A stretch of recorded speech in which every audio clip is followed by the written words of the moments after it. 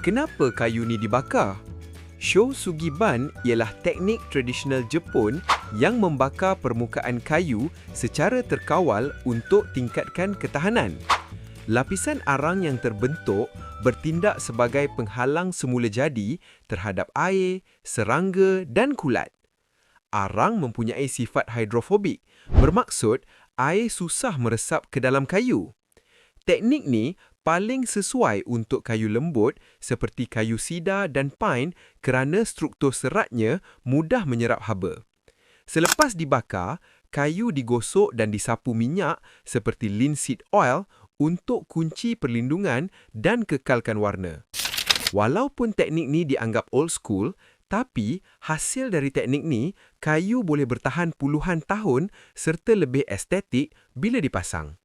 Follow dan like untuk lebih banyak info menarik.